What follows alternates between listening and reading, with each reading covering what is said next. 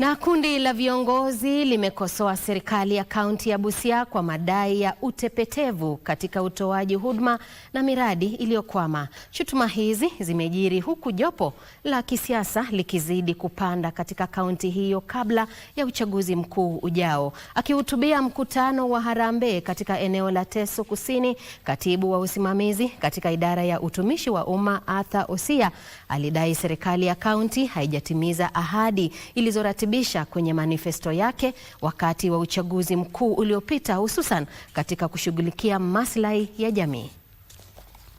It's very annoying. Na watu wetu hawawezi kuumia kupita hapo.